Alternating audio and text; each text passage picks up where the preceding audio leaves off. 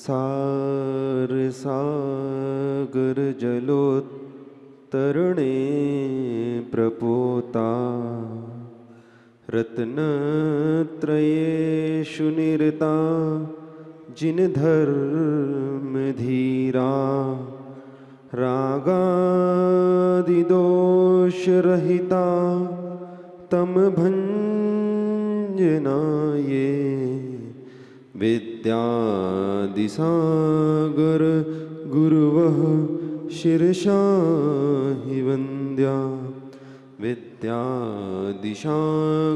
सुवचसः शिरसा हि वन्द्या अध्यात्मयोगी सिद्धान्तरत्नम् आचार्य गौरव सुखदायकं च त्रैलोक्यपूज्यं महान् संतं श्रीवेद्यसागर प्रणमामि नित्यं प्रज्ञासिन्धु महामुनीशं वात्सल्यमूर्ति गणनायकं च अध्यात्मनिरतं प्रशान्तचित्तं श्रीशमयसागर प्रणमामि नित्यं श्रीशमयसागर प्रणमामि नित्यं।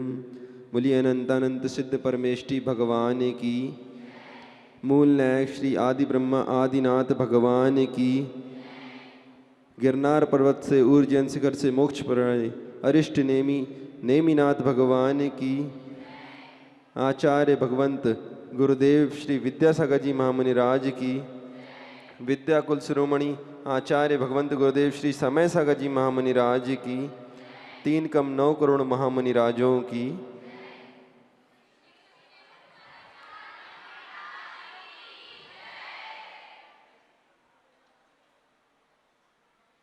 आज ये अपन गुरुदेव के दीक्षा दिवस महोत्सव का ये उत्सव मना रहे हैं, लेकिन आप लोग के जीवन का दुर्भाग्य कहूँ या अंतराय कर्म कहूँ कि आज आपको हमें सुनना पड़ रहा है। आपके यहाँ साक्षात आचार्य परमेष्टि गणनायक महानायक विराजमान हैं, फिर भी आप लोग यहाँ उनको रहकर सुन नहीं पा रहे हैं और उनकी आज्ञा अनुसार मुझे यहाँ आज कुछ उपदेश देने के लिए यहाँ भेजा गया है। तो मैं इसको सौभाग्य कहूँ या दुर्भाग्य मैं नहीं जानता, लेकिन ये तो अपने जीवन का अंतराय कर्म है कि अपन को आचार्य परमेष्टि की वाणी सुनने का आज अवसर प्राप्त नहीं हो रहा है। फिर भी गुरु आज्ञा है तो आज गुरु का गुणगान करने की मुझे गुरु का संकेत मिला है कि वहाँ पर जाइए और कुछ गुरु की स्तुति कीजिए, गुणगान कीजिए। वैसे तो अपन सबकी वाणी उन महागुरुदेव की, परम गुरुदेव की स्तुति करने में सक्षम नहीं है, क्योंकि अरहनाथ भगवान की स्तुति करते हुए स्वयं आचार्य समंत्रबद्ध देव ने स्वयंभू स्तोत्र में कहा है, गुणस्तोकम सधुल्लंघ्य तद्बहुत कथा स्तुति आयन्त्यन्ते गुणा वक्तु सुखस्त्वैसा कथम।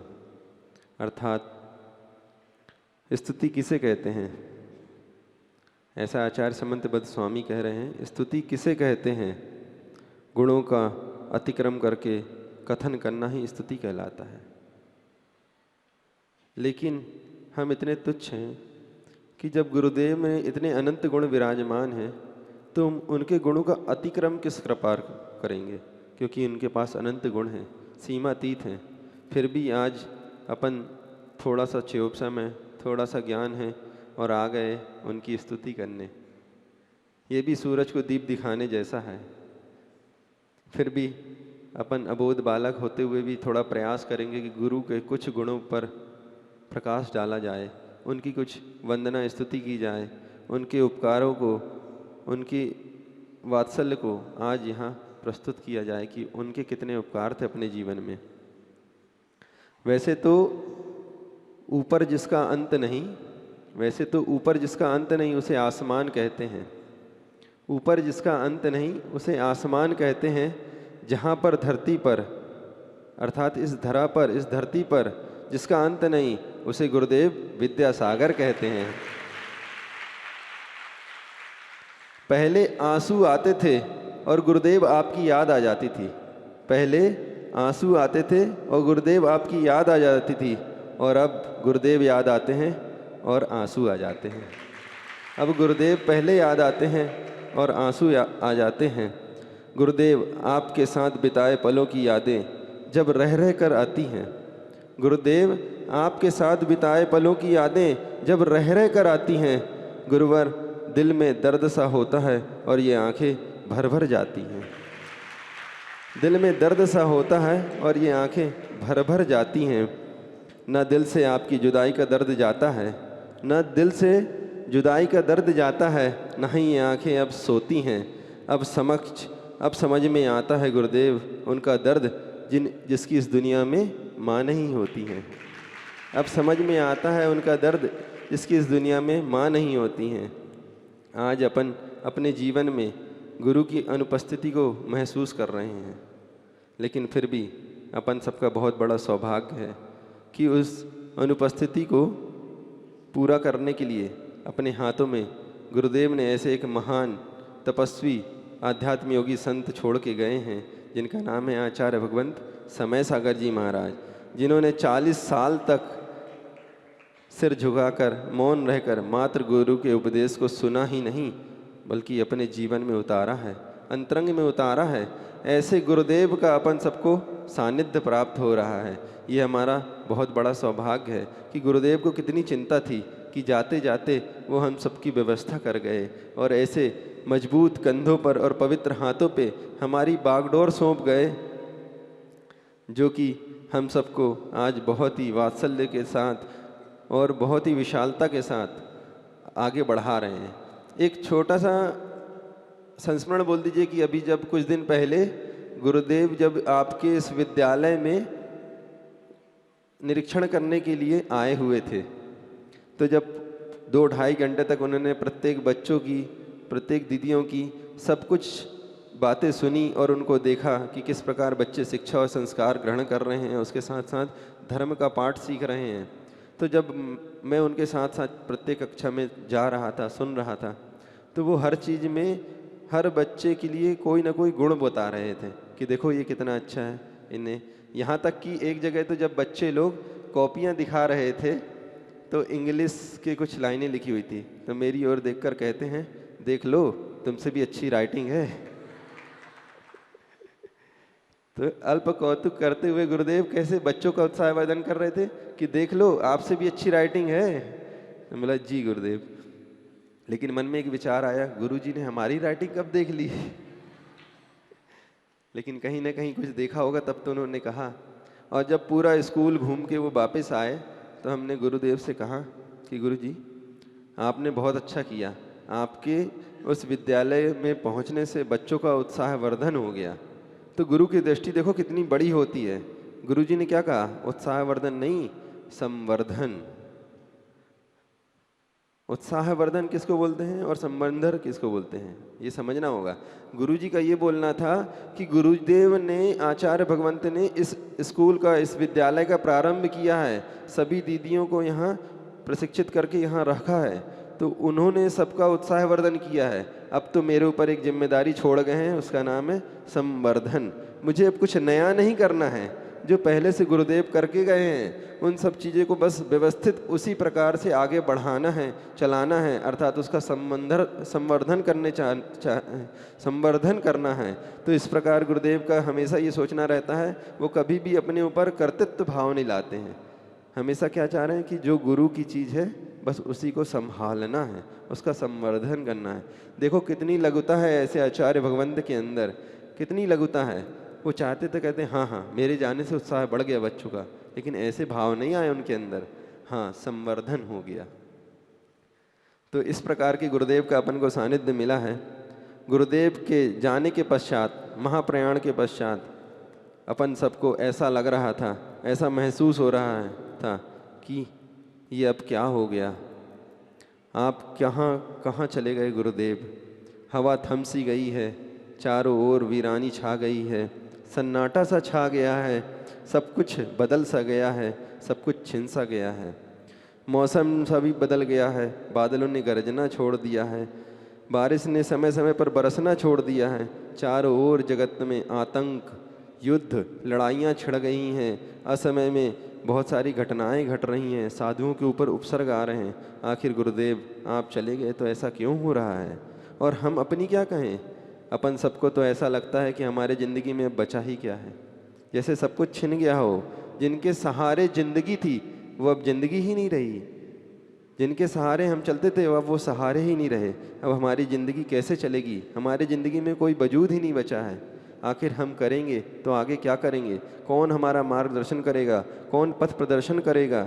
और यहाँ तक कहता हूँ कि समय समय जिनके साथ साथ चलता था, यहाँ तक कहता हूँ कि समय जिनके साथ साथ चलता था और समय जिसके साथ साथ रहता था, समय जिसके साथ साथ चलता था और समय जिसके साथ साथ रहता था, और जो सदा स्वयं समय के साथ रहते थे और समय समय पर समय का हाथ पकड़कर हम सबको चलाते थे और स्वयं चलते थे। और एक दिन ऐसा आया कि वो समय को पीछे छोड़ते हुए, एक दिन ऐसा आया कि वो समय को पीछे छोड़ते हुए समय से पहले ही समय को सब कुछ सौंप कर, समय के हाथों में हम सबकी बागडोर छोड़कर आखिरी समय पे वो समय में स्वयं समा गए। आखिर वो समय भी क्या करता, आखिर वो समय भी क्या करता। वो ऐसे समय में जीते जी सहम सा गया, थम सा गया और स्वयं समय सा बन गया और समय के साथ आगे बढ़ता गया और समय के साथ हम सबको लेकर आगे बढ़ रहा है और बढ़ता रहेगा, ऐसा मेरा पूरा विश्वास है। क्योंकि गुरुदेव जो करते हैं वो दूरदृष्टि वाले होते हैं, गुरु की दिव्य दृष्टि होती है। और समय ने समय के साथ उस गुरु आज्ञा को स्वीकार किया और अपन को समय अर्थात आत्मा की ओर बढ़ा रहे हैं और अपने आत्म तत्व की पहचान करा रहे हैं। ये हम सबका परम सौभाग्य है और आप सबका परम सौभाग्य है कि इतना वात्सल्य जो गुरुदेव, मैं देखता हूँ कि आप लोग जैसे ही आते हैं तो 2-2 घंटे 3-3 घंटे लगातार आप लोगों को उपदेश देते रहते हैं, आप लोगों के ऊपर धर्म की वर्षा करते रहते हैं, संस्कार देते रहते हैं। कल भी उनका इतना ही कहना था कि छोटे छोटे से बच्चे हैं, उनको संस्कारित कीजिए, उनको कुछ बता के आइए।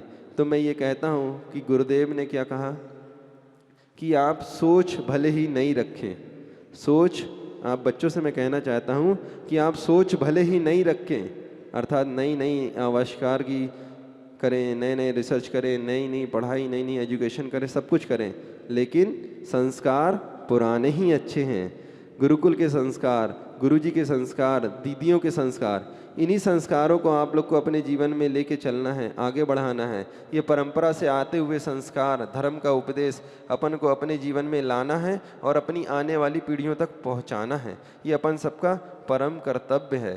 क्योंकि आप किस विद्यालय में पढ़ रहे हैं जहाँ हर व्यक्ति को, हर इंसान को ये विश्वास है कि प्रतिभास्थली में पढ़ने वाली हर बच्ची आगे चलकर इस धर्म की ध्वजा को आगे लहराएगी, स्वयं चारित्र के साथ जीवन जीते हुए दूसरों को चारित्र की ओर बढ़ाएगी।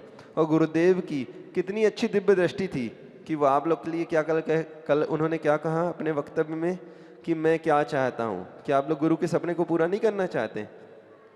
गुरु जी ने कहा कि क्या ये जो विद्यार्थी, जो ये बालिकाएं दिख रही हैं, ये कुछ वर्षों बाद मैं ये चाहता हूँ कि इन दीदियों की तरह यहाँ आगे बैठे हुए दिखें और नए बच्चे पीछे बैठे हुए दिखें।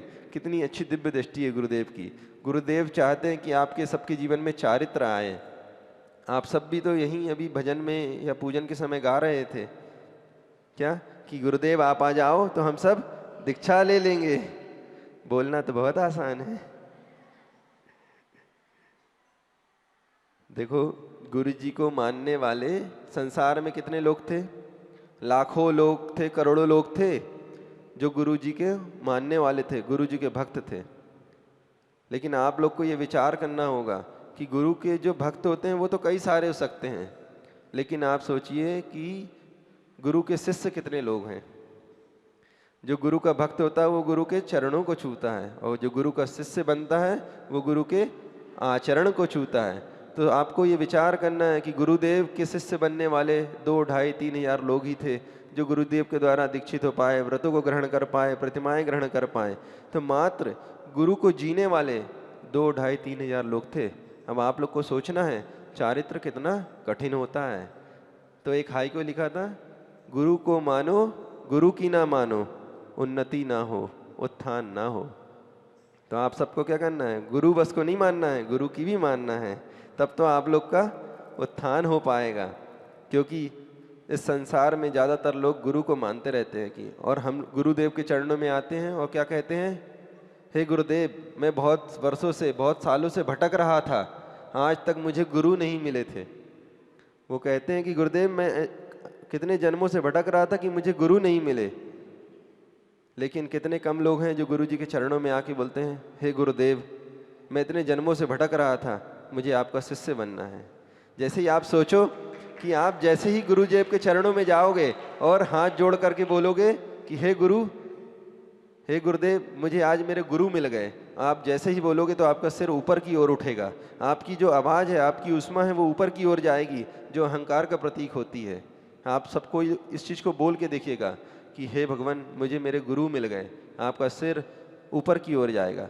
लेकिन जैसे ही आप गुरु जी के चरणों में जाएंगे और एक हाथ जोड़कर ये निवेदन करेंगे कि हे गुरुदेव, हम आपका शिष्य बनना चाहते हैं, तो आपका सिर ऑटोमेटिक नीचे की ओर चला जाएगा, समर्पण की ओर चला जाएगा, अर्पण की ओर चला जाएगा।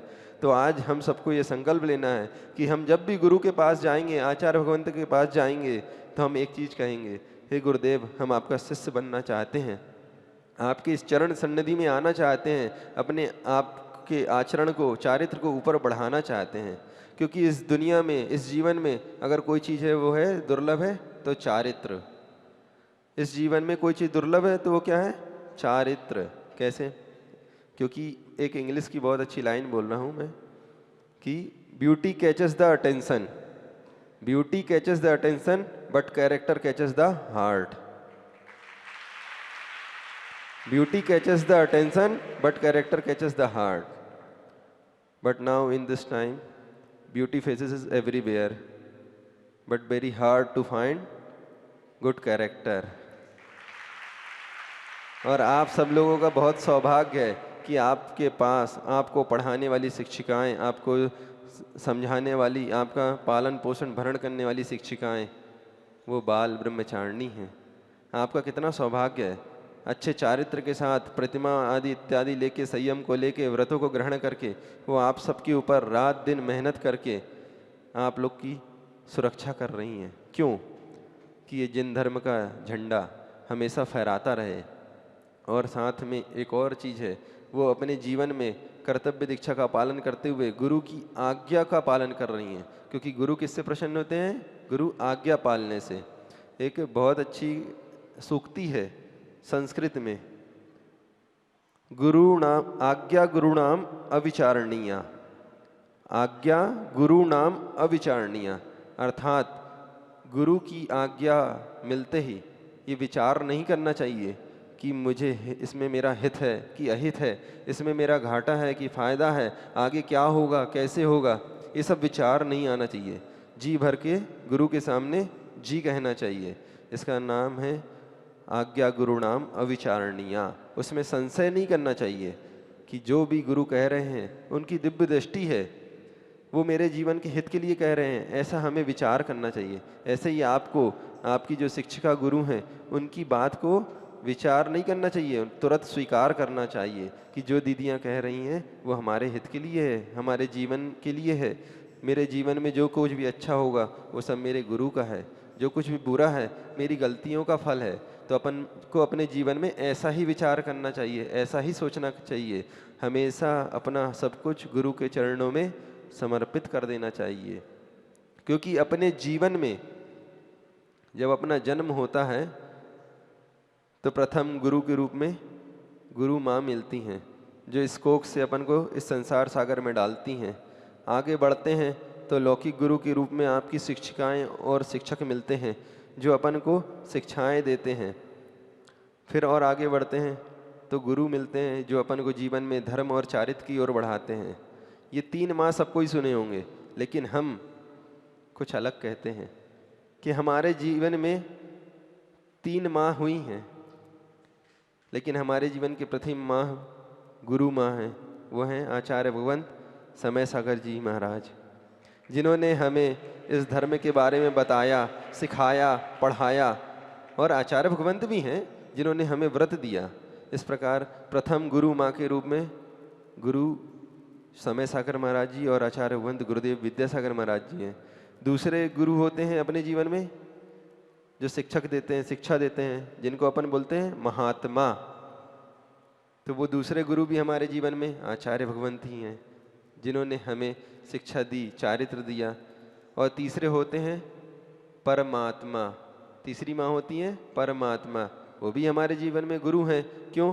क्योंकि वो हमें बता रहे हैं, सिखा रहे हैं कि अपनी आत्मा का दर्शन कैसे करना है।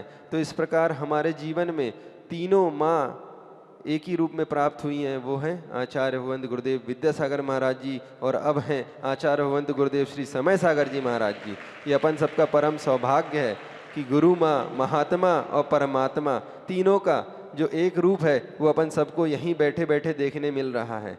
जो हमको जन्म, जिन्होंने हमें इस धर्म रूपी कोख में जन्म दिया और हमें विद्या का ज्ञान दिया और परमात्मा बनने के लिए चारित्र प्रदान किया, ऐसे तीनों गुरुदेव के चरणों में अपना मन वचन काया से चारों ओर, चारों समय, हर संध्या कालों में मेरा नमस्कार हो। हमको यही भावना भानी चाहिए। और मैं एक छोटा सा कथानक सुनाना चाहता हूँ। आज्ञा गुरु नाम अविचारणीय। एक सच्चा शिष्य कैसा होता है? एक सच्चा शिष्य, एक सच्चा भक्त अपने गुरु के लिए, गुरु की बातों पर कभी संशय नहीं करता है, किस प्रकार उनकी आज्ञा का पालन करता है। तो एक आश्रम था, गुरुकुल था, और गुरुकुल में एक गुरु और एक शिष्य और शिष्य समुदाय वहाँ रहता था और विराजमान था। वो अपने जीवन में जो भी साधना करते थे, योग करते थे, इत्यादि अध्ययन करते रहते थे और बहुत अच्छे से रहते थे। और बहुत सारे शिष्य थे, सब आपस में धर्म की चर्चा, वार्ता करते थे। गुरु समय समय पर उनको उपदेश देते थे, चारित्र और साधना के मार्ग में आगे बढ़ाते रहते थे। और जब इस तरह क्रम बढ़ता गया तो बहुत दिन हुआ तो गुरुदेव देखते हैं कि मेरे एक शिष्य का स्वास्थ्य बहुत ज़्यादा बिगड़ता जा रहा है। वो दिनों दिन क्षीण होता जा रहा है, कमज़ोर होता जा रहा है। आखिर क्या बात है? क्या कोई तकलीफ़ है इसको? कोई परेशानी है? जब ये आया था प्रारंभ में, गुरुकुल में, आश्रम में प्रवेश किया था, तब तो ये बहुत अच्छा था। इसके जीवन में कोई तकलीफ़ नहीं थी, इसके शरीर में कोई बाधा व्याधि नहीं थी। ये तो बहुत अच्छे से साधना में, धर्म में, उपवास, व्रत इत्यादि का पालन करता था। अब आखिर इसको हो क्या गया? दिनों दिन यह कमज़ोर होता जा रहा है। गुरुदेव ने उससे पूछा, उसके पास गए, उसको पास में बिठाया कि बेटा क्या बात है, तुम दिनों दिन कमज़ोर क्यों होते जा रहे हो? इतनी तकलीफ़ किस बात की है तुम्हें? तो वो शिष्य कुछ नहीं कहता है, बोलता है गुरुदेव सब ठीक है, आप विकल्प नहीं कीजिए, आप किसी प्रकार की चिंता नहीं कीजिए, मैं तो बिल्कुल स्वस्थ हूँ और सब कुछ अच्छा चल रहा है। आप तो बस इसी प्रकार आने वाले आगंतुक शिष्यों को अच्छा उपदेश देकर चारित्र के और धर्म के मार्ग पर बढ़ाते रहिए। इस प्रकार वो गुरुदेव से कहता है और चला जाता है।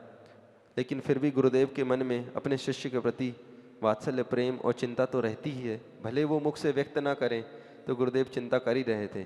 आखिर उन्होंने कई सारे वैद्यों को बुलवाया, बहुत कुछ पता कराया, लेकिन रोग का पता नहीं चल रहा था। फिर आखिर गुरुदेव ने स्वयं की युक्ति लगाई। जिस प्रकार गुरुदेव को आपने देखा है, बड़े बड़े असाध्य रोगों को अपनी युक्ति से ठीक कर लेते थे, तो ऐसे ही उन गुरु ने अपने शिष्य के लिए युक्ति लगाई कि उन्होंने देखा कि इसका शरीर पूरा क्षीण हो रहा है और कोई ना कोई कीटाणु इसके अंदर फैलते जा रहे हैं, जिसके कारण इसके शरीर का रंग भी बदल रहा है, काला पड़ रहा है और पूरे में वायरस फैल चुका है। तो गुरुदेव ने, उनके गुरु की दी हुई कोई शिक्षा याद आई कि इसको अगर किसी चीज़ में मिला के जहर दे दिया जाए तो इसका विष दूर हो सकता है। अगर कोई सर्प इसको काट दे तो उसका जैसे ही विष पहुंचेगा तो ये ठीक हो सकता है।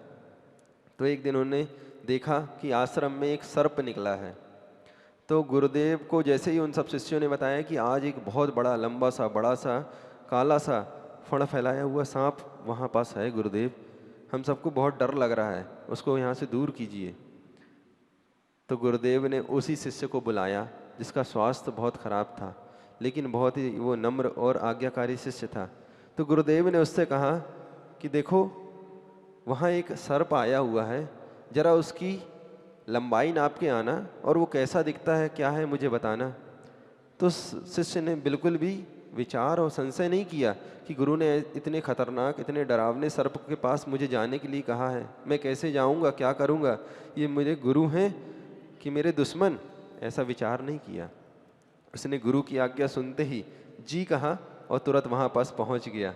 और जैसे ही वहाँ पहुँचता है तो उसने दिमाग लगाया कि एक रेखा पूँछ के पास, वो मुख के पास नहीं खड़ा हुआ, पूँछ के पास खड़ा हुआ और एक रस्सी वहाँ से छोड़ता है और एक निशान आगे लगाता है।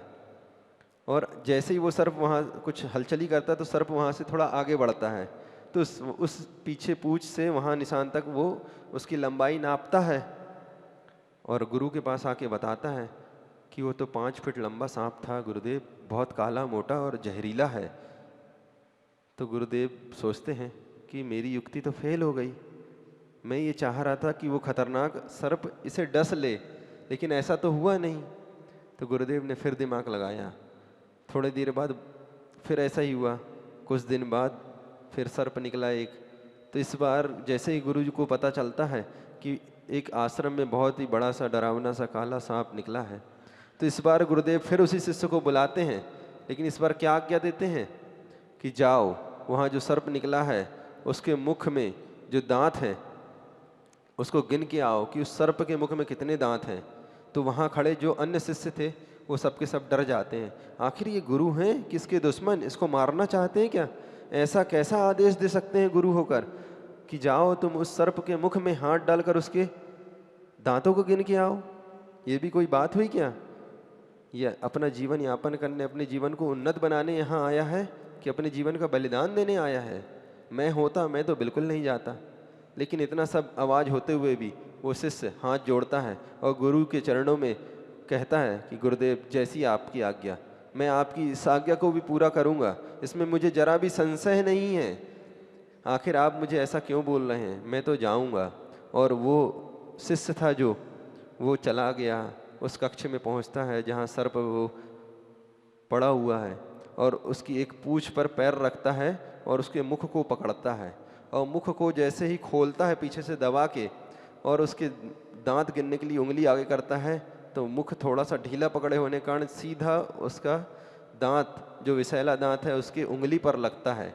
और जैसे ही वो दांत उसके उंगली पर लगता है तो सर्प का जहर उसके शरीर पर फैलने लगता है और वो बच्चा वहीं बेहोश होकर के गिर पड़ता है। तो सारे और चारों ओर अफरा तफरी फैल जाती कि आखिर गुरु ने एक शिष्य को मार दिया, ये कैसे गुरु हैं, ये गुरु नहीं कसाई हैं। लेकिन वो जो बच्चा था उसके मन में ऐसा कोई भी विचार नहीं आया, वो वहीं गिर पड़ता है गुरु का नाम लेते हुए, प्रभु का नाम लेते हुए। फिर गुरु आते हैं, धीरे से सबको बाहर करते हैं और एक बड़ा सा कंबल लाते हैं और उस कंबल में उस बच्चे को लपेट देते हैं। और जैसे जैसे उस शिष्य का जहर, उस शिष्य के अंदर जहर फैलता जाता है तो उसके जो अंदर के कीड़े होते हैं वो धीरे धीरे उसके नाक, मुख और कान के माध्यम से, मल द्वारों के माध्यम से बाहर आते जाते हैं और चारों ओर फैलने लगते हैं और देखते ही देखते पूरा कंबल कीड़ों से भर जाता है। तो गुरुदेव धीरे से उस कंबल को उठाते हैं और कहीं छाए में ले जाकर, जिससे वो जीव मरे नहीं, और एक तरफ रख देते हैं। एक कंबल और बुलाते हैं, फिर उसको लपेटते हैं। इस तरह 2-4 कंबल पूरे कीड़ों से भर जाते हैं और धीरे धीरे कुछ देर बाद ऐसा होता है कि उस बच्चे को होश आने लगता है, उस शिष्य को होश आने लगता है और सभी चारों ओर सबको ये आश्चर्य से देखने लगते हैं, ये क्या हो गया? अभी तो ये मृत सा दिख रहा था और ये व्यक्ति, ये शिष्य की जीवित होने लगा है। धीरे धीरे उसकी मूर्छा दूर होती है और वो स्वस्थ हो जाता है। कुछ दिनों बाद उसके चेहरे पर वही चमक, उसका शरीर वही हष्ट-पुष्ट हो जाता है। तब गुरुदेव एक दिन उस शिष्य को बुलाते हैं और बोलते हैं, एक बात बताओ, तुम्हें भय नहीं लगा? मैंने तुम्हें इतनी खतरनाक और इतनी कठिन और जटिल आज्ञा दी थी कि जाओ सर्प के मुख में हाथ डालो और उसके दांत गिन के आओ। क्या तुम्हें संशय नहीं हुआ कि आखिर गुरु ऐसा क्यों बोल रहे हैं, क्यों मुझे ऐसा करने बोल रहे हैं? इसमें तो मेरी जान भी जा सकती है, क्या होगा? मेरे जीवन का वो नष्ट हो जाएगा। तब वो शिष्य बोलता है हाथ जोड़ के, गुरुदेव जब मैं अपने जीवन में अपने आप को आपके चरणों में समर्पित कर ही चुका हूँ तो मेरा अब बचा ही क्या। जब मैं अपने जीवन में अपने आप को मेरा सर्वस्व आपके चरणों में सौंप चुका हूँ तो अब मेरा बचा ही क्या। मेरे माता भी आप हैं, मेरे पिता भी आप हैं, मेरे बंधु भी आप हैं, मेरे सखा भी आप हैं, मेरा सब कुछ आप ही हैं। अब मैं किस बात की चिंता करूं? तो मुझे चिंता किस चीज़ की? आपने जो कहा वो सत्य ही होगा, मेरे हित के लिए ही होगा, क्योंकि आज्ञा गुरुणाम अविचारणीया, इस सूक्ति को आपने ही तो मुझे समझाया था। आज ही तो उसको प्रयोग करने का समय आया है, क्योंकि guru is a practical lab not a theory class. Guru is a practical lab not a theory class.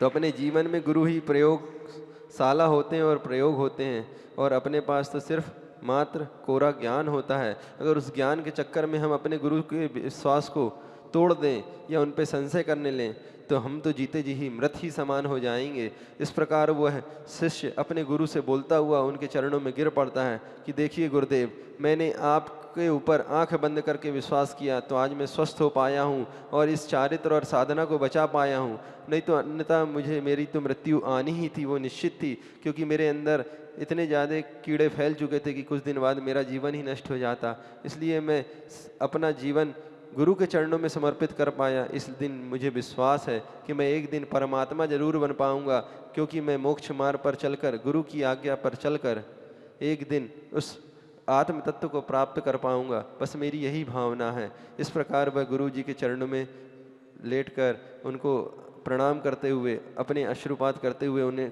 के पाद का प्रक्षालन कराता है और अपने आप को धन्य मानता है। तो सोचिए, ये होता है शिष्य। क्या अपने जीवन में ऐसा समर्पण है? किसी ने पूछा, महाराज जी मुझे समर्पण का मतलब बताइए। तो हमने बस मुस्कुराकर एक ही लाइन बोल दिए, जहाँ मतलब होता है वहाँ समर्पण नहीं होता है। जहाँ मतलब होता है वहाँ समर्पण नहीं होता है, और जहाँ समर्पण होता है वहाँ कोई मतलब नहीं होता है। वहाँ तो बिना वजह अपन गुरु के चरणों में अपने आप को न्यौछावर कर देते हैं, समर्पित कर देते हैं। ऐसे ही गुरुदेव थे जिनका सानिध्य अपन सबको मिला। इतने सालों तक अपन को गुरुदेव का आज अपन सब कुछ देखते हैं तो एक बात याद आती है कि किसी भी व्यक्ति का व्यक्तित्व उसकी अध्ययन, उसकी कला, उसकी जो भी गुण होते हैं और क्या क्या उनका कार्य क्षेत्र है, कैसी उनकी सोच है, कैसा उसका नज़रिया है, उससे पहचाना जाता है, ना कि उसके रूप, रंग, आकर्षण और सौंदर्य से। वस्तुतः अपन किसी की भी व्यक्ति का व्यक्तित्व उसके प्रदर्शन से, उसके आकर्षण से, उसके सौंदर्य से पहचानते हैं। लेकिन हमारे जो गुरुदेव हैं उनमें वो दोनों चीज़ ही समाहित थी। उनका व्यक्तित्व, उनकी कार्यशैली, उनके प्रवचन, उनका लेखन, उनका मनन, उनका चिंतन, उनकी रूप रंग, सब कुछ ऐसा था जिसको देखकर अपन सब प्रभावित हो जाते थे। और प्रभावित क्या हो जाते थे, हम सब उन्हीं के हो जाते थे। और अपन क्या, देश विदेश से आए भक्तगण, शिष्यगण, सब कुछ उनकी एक दृष्टि पर, उनकी एक मुस्कान पर, उनके आकर्षण पर मोहित हो जाते थे और अपने आप को स्वयमेव समर्पित करके उनके ही हो जाते थे। क्योंकि देखो गुरुदेव का व्यक्तित्व कितना बड़ा था, और आप सबके लिए, हम सबके लिए वो क्या क्या नहीं करके गए। आज आप लोग का सौभाग्य है, आप सबके जीवन के लिए उन्होंने इतनी बड़ी प्रतिभा स्थली का निर्माण करवा दिया। आज 300-400 बाल ब्रह्मचारिणी दीदियों का निर्माण किया, उनको व्रत दिया, उनको शिक्षण कराया और संस्कार दिए, जिससे वो आपको पल्लवित व पोषित कर पाएँ। उन्होंने मूक पशुओं के लिए गौशालाओं का निर्माण कराया, बेरोजगारों के लिए, महिलाओं के लिए हथकरघा का, हस्तशिल्प का निर्माण कराया, और आप लोग के भोजन के लिए, शुद्ध भोजन के लिए पूरी मैत्री और बहुत सारी शुद्धता को लेके जो भी कार्य होते हैं वो सब किए। और आप लोग की जीवन में निरोगी रहें आप लोग, इसलिए पूर्ण आयु आदि का निर्माण किया। इस प्रकार और ये बुजुर्ग जो आप देख रहे हैं, जो गृहस्थ जीवन को अपनाए हैं, उनके जीवन के कल्याण के लिए उनको क्षुल्लक दीक्षा प्रदान की कि भविष्य में जो लोग बाल ब्रह्मचारी अवस्था पे जीवन में दीक्षा को नहीं ग्रहण कर पाए हैं तो अंतिम समय पे समाधि मरण करके अपने जीवन को अच्छे से मोक्ष मार्ग की ओर बढ़ा सकें। इस प्रकार गुरुदेव का गुरुदेव का व्यक्तित्व बहुत ही बड़ा था, जिसको अपन अपने गुणों पे बखान नहीं कर सकते हैं। शब्द छोटा सा, गुरु गहराई नपती नहीं। शब्द छोटा सा, गुरु गहराई नपती नहीं। बस मैं इतना ही कहूँगा कि हे गुरुदेव, मुझे हंसाता मुझे रुलाता एक तुम्हारा अपनापन। हे गुरुदेव, मुझे हंसाता मुझे रुलाता एक तुम्हारा अपनापन। आँखों में आंसू ले आता एक तुम्हारा अपनापन। मानो या ना मानो, मानो या ना मानो, लेकिन ये सच है, बिल्कुल सच है। हर पल आपकी याद दिलाता गुरुदेव तुम्हारा अपनापन। हर पल आपकी याद दिलाता गुरुदेव तुम्हारा अपनापन।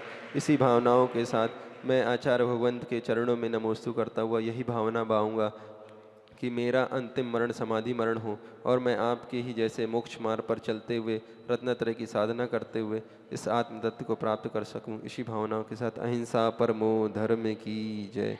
नेमिनाथ भगवान की जय। भगवान के मोक्ष कल्याणक महामहोत्सव की जय। आचार्य भगवंत गुरुदेव श्री विद्यासागर जी महामुनि राज की जय। आचार्य भगवंत गुरुदेव श्री समय सागर जी महामुनि राज की जय।